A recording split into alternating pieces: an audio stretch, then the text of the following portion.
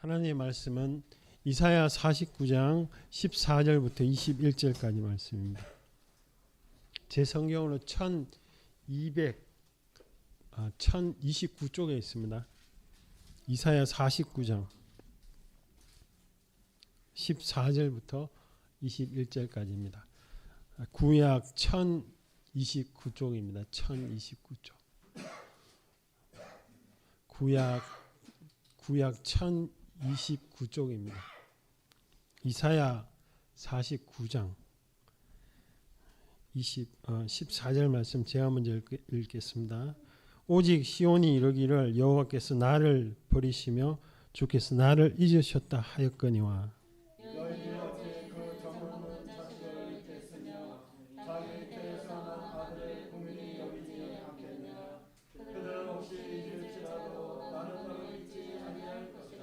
내가 너를 내 손바닥에 세웠고 너의 성벽이 항상 내 앞에 있나니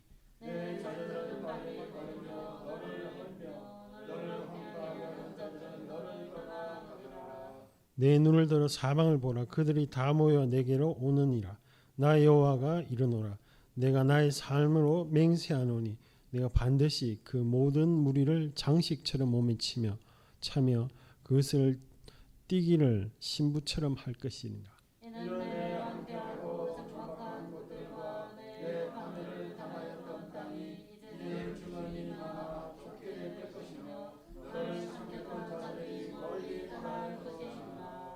자식을 잃을 때에 날 낳은 자녀가 후일에 내게 말하기를 이곳이 내게 좁으니 넓혀서 내가 거주하게 하라 하리니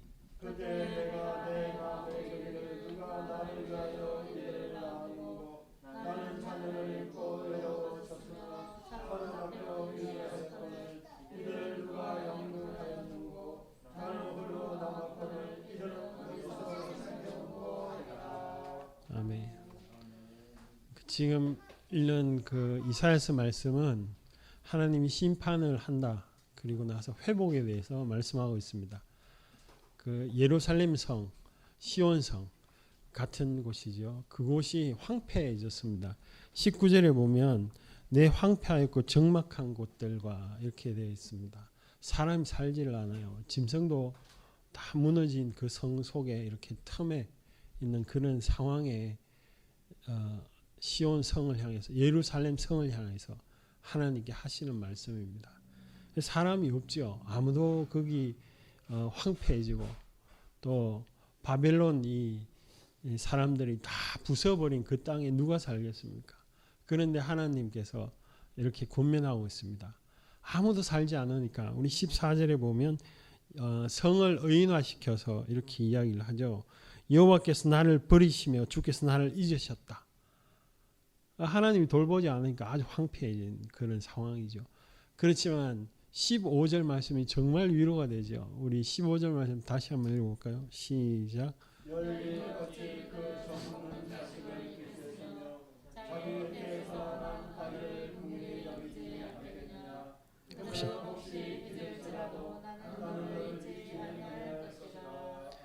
하나님이 잊지 않는다는 겁니다. 여러분도 저도 하나님 동일하게 잊지 않는다는 거죠.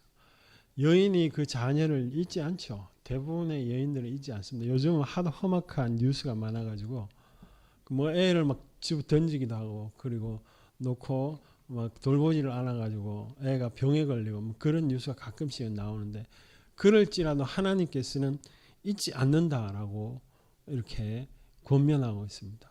근데 이 말씀을 듣고 있는 이 예루살렘 성이 이해가 되느냐? 본인은 그 성의 상황과 형편은 지금 아무도 살지도 않고 사람도 없고 또 성이 다 무너져 가지고 황폐하고 19절 말씀 그대로 황폐하고 적막하다. 적막한 게 뭡니까? 사람이 없어요. 아무도 없고 고요하지만 쓸쓸하고 그런 성을 향해서 하나님께서 지금 말씀하고 있습니다. 첫 번째, 그 성을 내가 잊지 않겠다. 두 번째, 무슨 말씀을 하시느냐? 17절 말씀 같이 한번 읽어볼게요. 시작. 내 자녀들은 빨리 그를 너를 흘며 너를 황폐했던 그런 아픔들 이런 것들 다 씻어버리겠다. 19절 말씀도 후반절에 보면 그렇습니다. 너를 삼켰던 자들이 멀리 떠나갈 것이다. 네가 힘들고 어려운 거 그거 다 내가 회복시켜버리고 세 번째로 뭐라고 하시느냐. 지금은 사람이 없는 것 같지만 오히려 사람이 너무 많아가지고 이게 좁게 될 것이다. 그래서 더 크게 해라. 그렇게 하나님이 번영을 약속하는 축복의 말씀이죠. 위로의 말씀입니다. 21절에 보면 하도 사람들이 많으니까 이렇게 묻죠. 내 마음에 이르기를 누가 나를 위하여 이들을, 그러니까 사람들이 아무도 없는 것 같은데 수많은 사람들이 몰려와서 누가 이 사람들을 낳았는고, 그리고 나는 자녀를 잃고 외로워졌으며 사로잡혀 유리를 했는데, 내가 힘든 세월을 보냈는데 갑자기 엄청난 사람들이 몰려왔다는 겁니다. 누가 양육했느냐? 또 나는 홀로 남았는데 어디서 이 많은 사람들이 생겼느냐라고 질문을 할 것이다.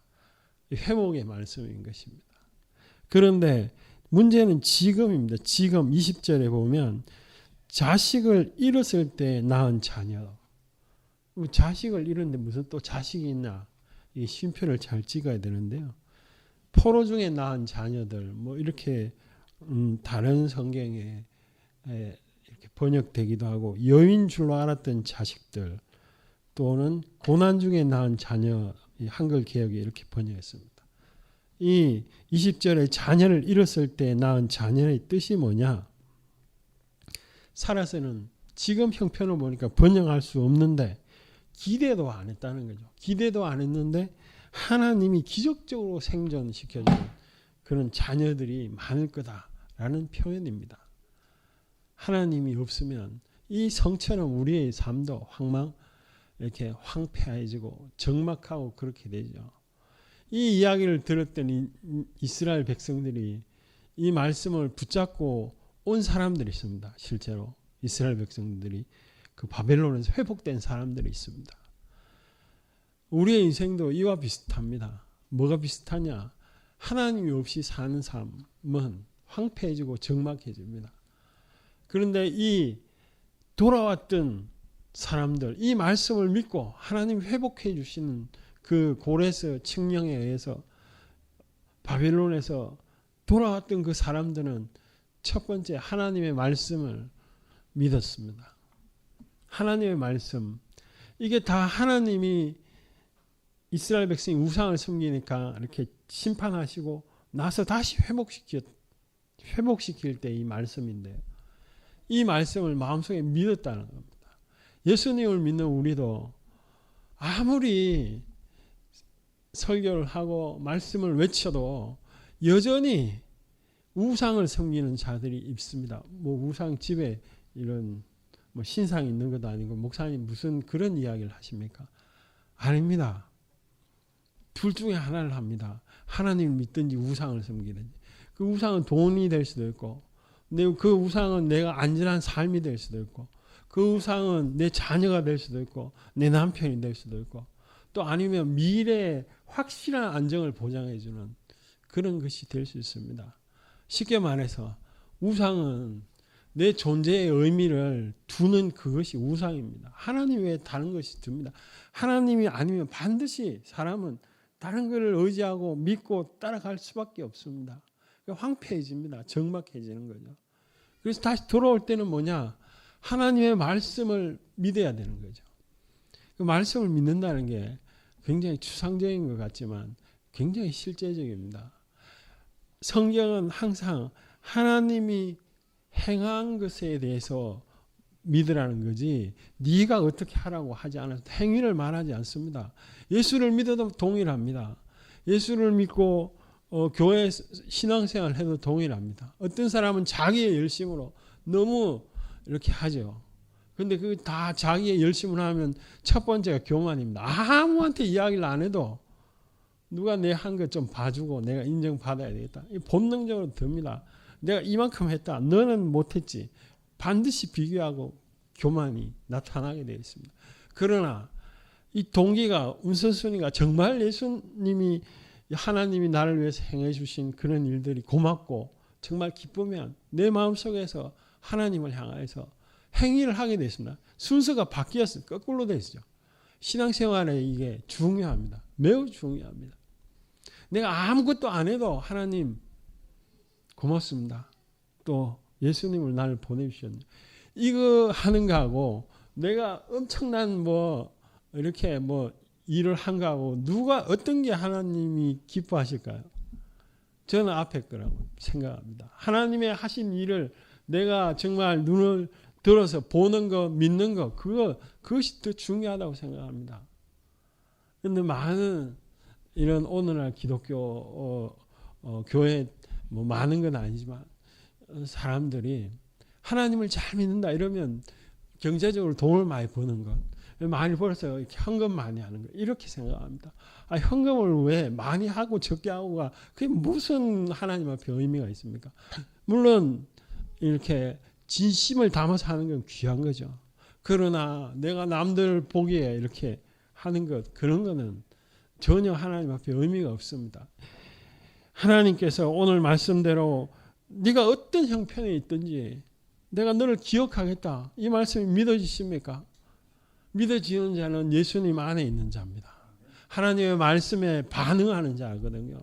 하나님이 나를 기억 안 하는 것 같아. 기억하면 내 삶이 왜 이 모양이야? 기억하는 것보다 내가 어떻게 사는 것이 더 중요하니? 아니요. 하나님이 행한 것을 내가 보는 것이 중요합니다. 그것을 믿는 것이 중요하죠. 여주에 어떤 70 넘으셨던 그 할머니가 남편이 돌아가셨습니다. 그리고 이제 살 길이 막막하잖아요. 근데 이분은 안타깝게도 한글을 또 모르십니다.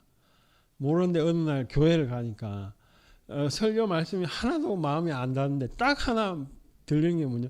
사람은 하나님의 형상이다. 그러므로 예수님을 믿어야 된다. 그 말씀이 자기 마음에 탁 부딪혔어요. 그래서 내가 그 뒤로부터 예수님을 믿기 시작하셨습니다. 교회를 다니시고.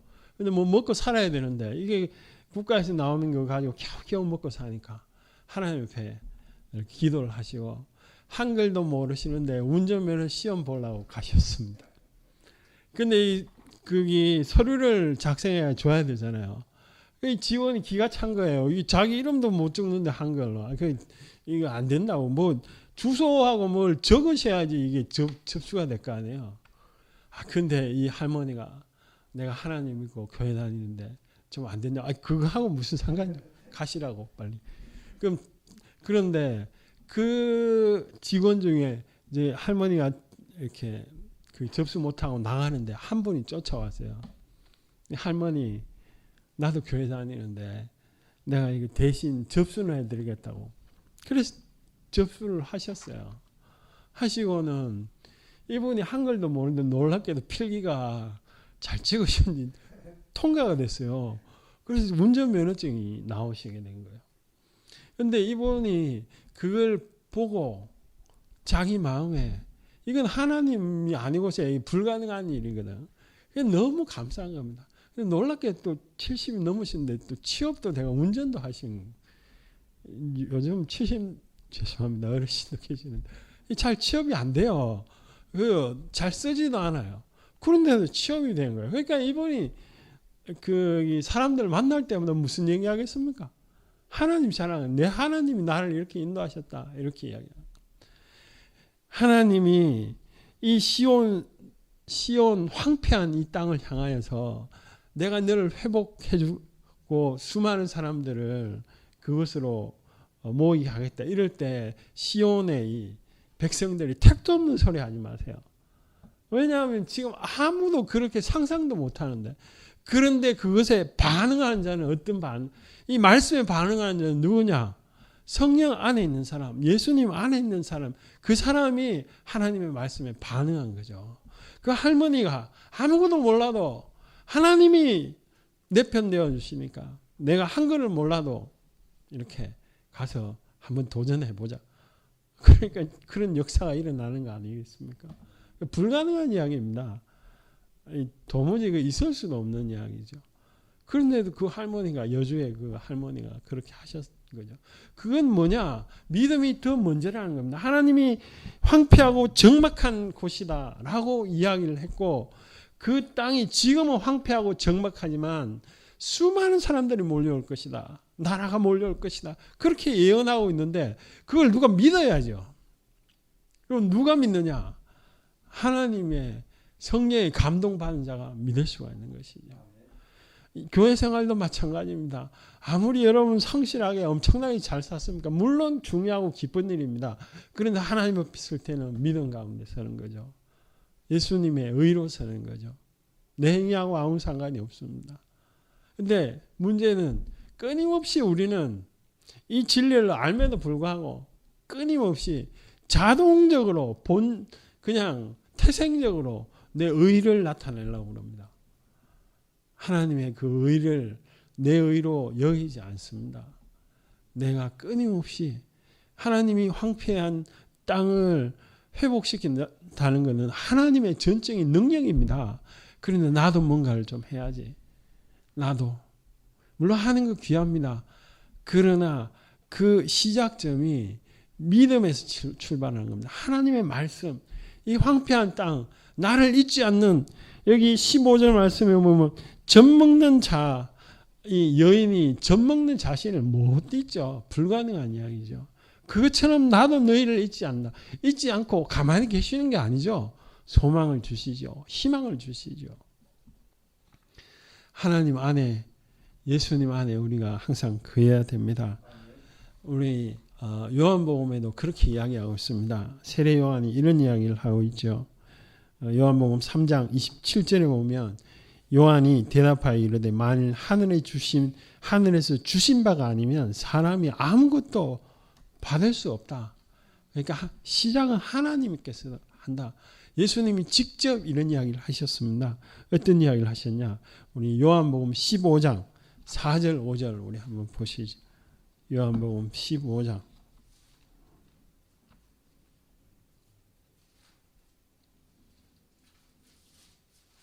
요한복음 15장 예수님이 하신 말씀이지요. 같이 한번 읽어보겠습니다. 시작. 나도 너희 안에 포도나무에 스스로 열매를 맺어 너희도 내 안에 있지 아니하면 그라. 나는 포도나무요 너희는 가지라. 그가 내 안에 나는